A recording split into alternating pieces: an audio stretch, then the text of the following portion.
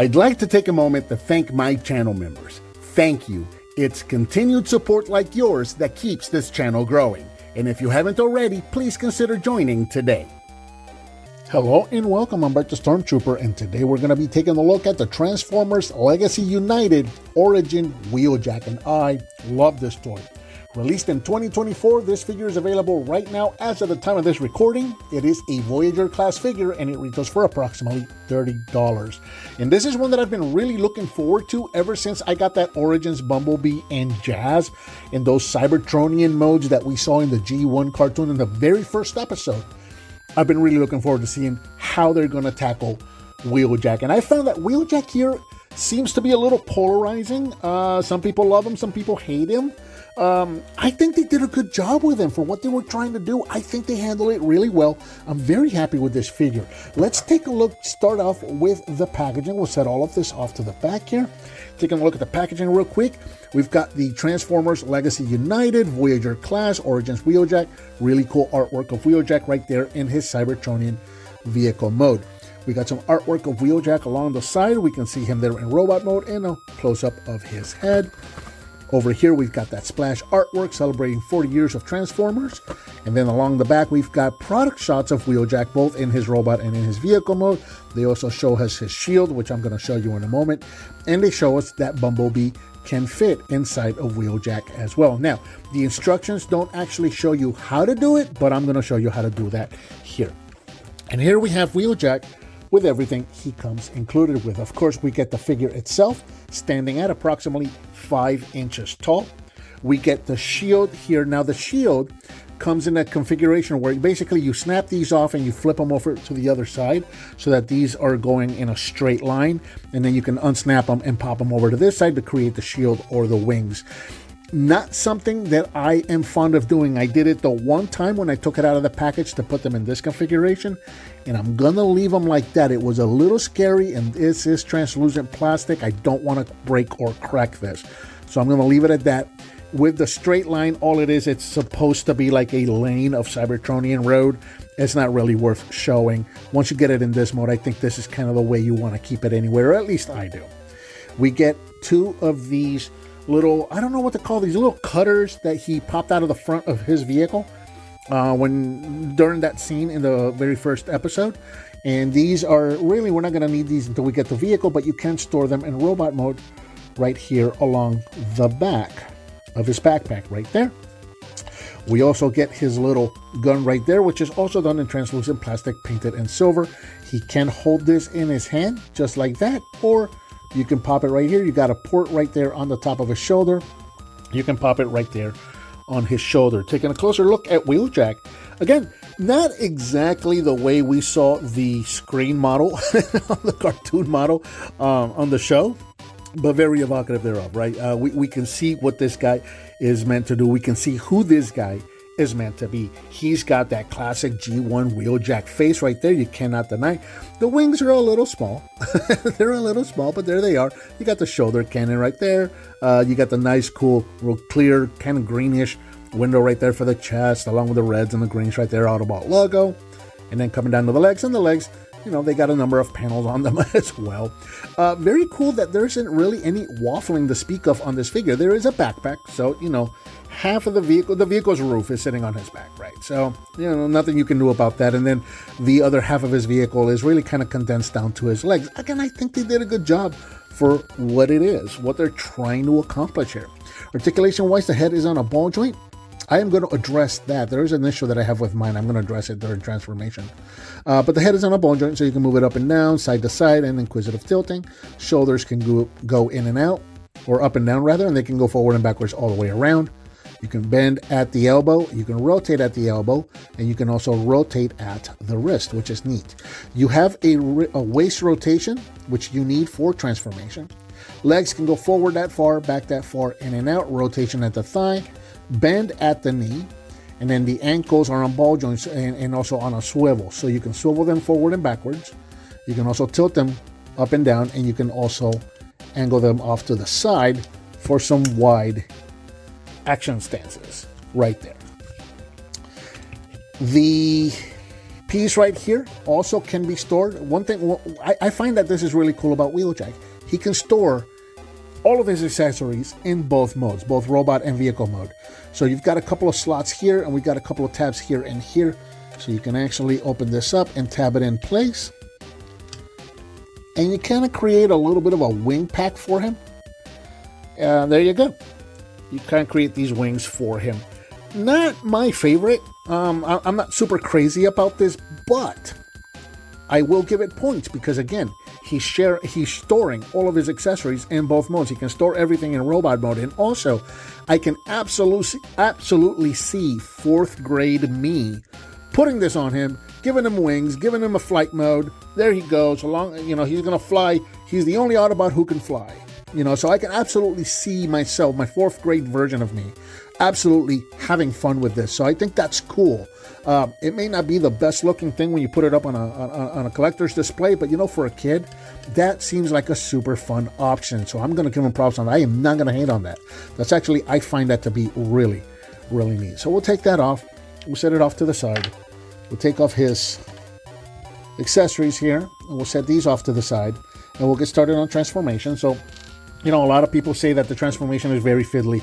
I actually don't find it super fiddly, but there's a lot of panels that you got to deal with here. So we're going to start in the back right here. You're going to pull off this section of the backpack away from the wings. And the wings are secured. There's these little slots right there on the wings. So the backpack actually slots in there and holds them in place, which is really neat. But go ahead and pull that back, and then you can fold those wings down and into his back. And those are pretty much where they're going to stay. On the chest piece, go ahead and rotate the waist now. We might as well get this done now so that I can show you this. So there is a tab right behind the neck piece right there, and it slots there for robot mode and then down here for vehicle mode. Mine doesn't really tab in that well. You saw that a moment ago when I was showing articulation. It just kind of comes off very, very easily. That may just be on mine. I don't know, but it's a thing. It's happening with mine, and it's for both modes. Neither one of these slots. Go ahead and rotate the head. You bring the chest down here and slot it down there for vehicle mode. That also tends to come off very easily. So just be aware of that. I may just tighten it up with some nail polish. But anyway, turn the head around, pop off the chest, and then bring it down, and then slot it down here to this bottom section there. And there you go. Bring the arms up, open these panels up, rotate the fist, and store it inside of the arm. And then just kind of bring these up like this. So again, bring this arm up, open this panel, rotate the hand, and store it inside the arm, and then rotate this piece here.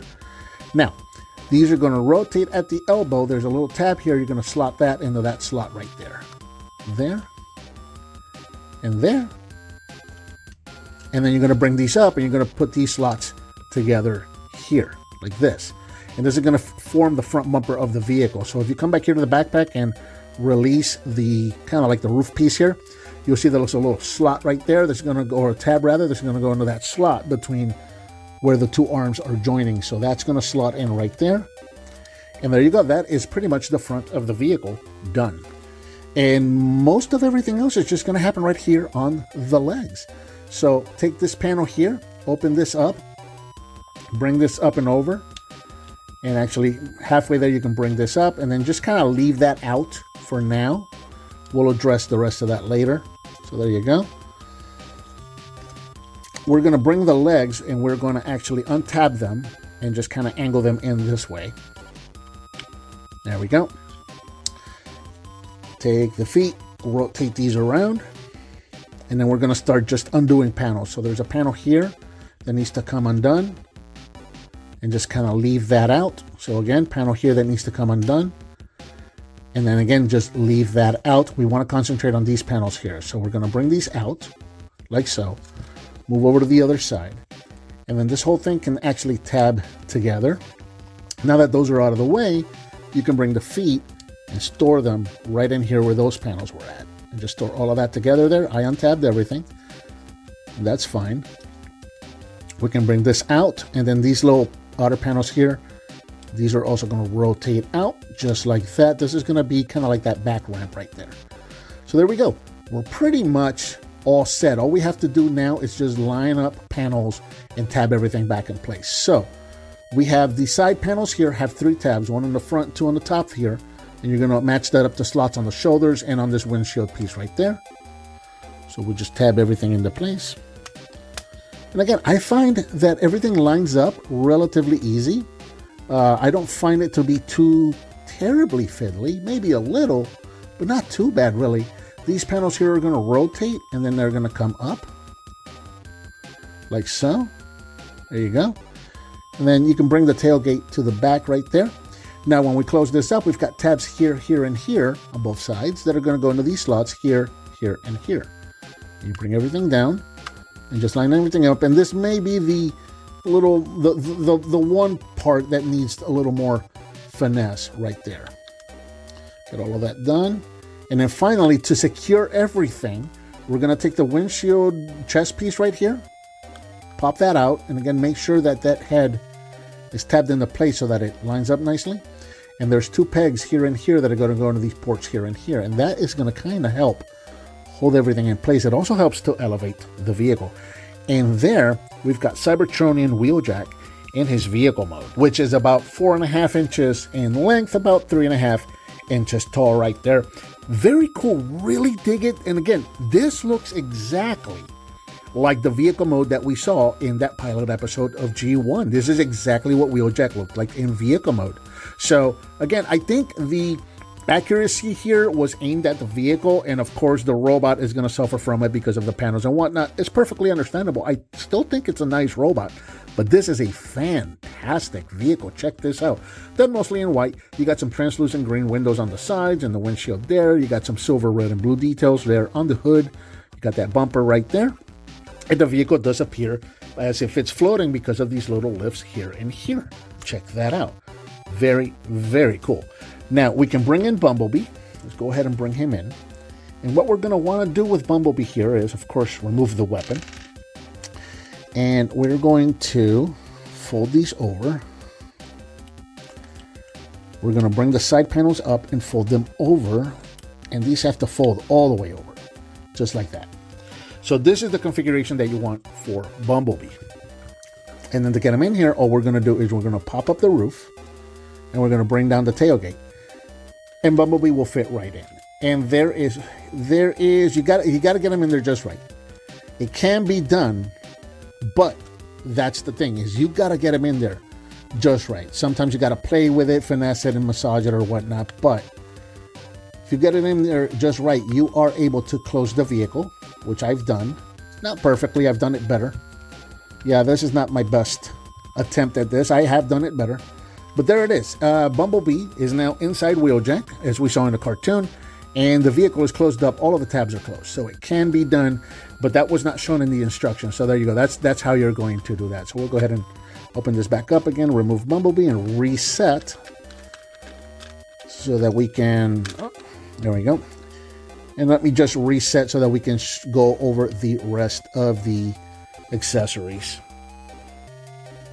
So now that we have Wheeljack back in vehicle mode, let's go over some of these accessories. So as you saw, plenty of storage room inside here. So if you want, you can just toss everything in there. But it actually has a place for everything, and everything in a place. So we can take his gun, the little weapon right here. We can store that up here at the top. And then again, just like we saw in the cartoon, he's got the little blade weapons that come out of the front of his bumper right there. So we can attach those right there, which is really neat. And then finally, we've got that shield piece right here. This will also fit right over the hood and then close around the vehicle and attach to the sides. It very loosely clips on. So now you've got that shield going over his windshield as well, which is very cool. Again, very neat that they did this. A lot of attention to detail went into this. Another little detail right here that I can't really demonstrate, unfortunately, is these slots right here. So if you remember, Bumblebee came with those energon rods, again, from that scene where they had some energy rods they needed to get MacLeod on. You can take those rods and you can actually slot them here on the top of this fin right here. Very cool. I don't know where my rod, I got them put away somewhere. I don't know where they are. Unfortunately, I cannot demonstrate, but there you go. You can actually slot those rods right there so that Bumblebee and Wheeljack can make their escape. So here we are for comparison, so you can see what the two of them look like together. And we'll also bring in Jazz. So here we have all of the G1 Cybertronian vehicles that we saw for the Autobots in that pilot episode. Really, really neat. Love having this. This is just so cool being able to have all three of those just like that. And they make great display pieces either in robot mode, but also just the vehicle mode. Usually I don't display my Transformers in vehicle mode. Very few exceptions. These might be three that I display like this just because of just how cool that is. Let me go ahead and take this shield off. I want to do one more comparison. So here we have, once again, the Legacy United Origin Wheeljack next to, what was this Earthrise or Kingdom?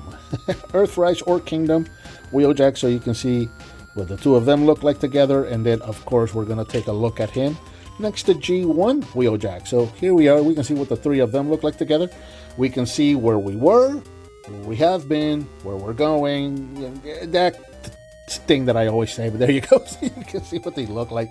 This is also, this guy looks great with Jazz and Bumblebee, and he also looks great next to these two, and I cannot decide how I want to display him. I really, if you haven't been able to tell yet, I really like this figure a lot. And just a few more comparisons here in robot mode. Here is Wheeljack next to, again, I don't remember if this was Earthrise or Kingdom, whichever this Wheeljack was. So you can see again his Cybertron mode next to his Earth mode. So you can see what the two of them look like together. And of course, we'll bring in G1 Wheeljack so you can see what the two of them look like together again, so we can see where we've been and where we've going. And because he's always here, just in case I run out of USB slots, here is G1 Optimus Prime. We can see the three of them together so you can see what they all look like together, which is really neat. And then finally, last comparison, let's take a look at Wheeljack next to Cybertronian mode, Bumblebee, and Jazz. So again, we can see what the three of the Cybertronian vehicles look like in their robot modes. You can see what they all look like together. Very cool. Look, this guy displays so well either with his other two counterparts, Earthrise and G1 Wheeljack, or with these two. They just really displays really well. So again, I think this is a total win. This is a figure that seems to be kind of polarizing. A lot of people really don't seem to like it. Some people do. It just kind of seems to be 50-50. I don't see a lot of middle ground on it. I love this figure. I think this is great. Yeah, the robot mode ended up with a lot of kibble.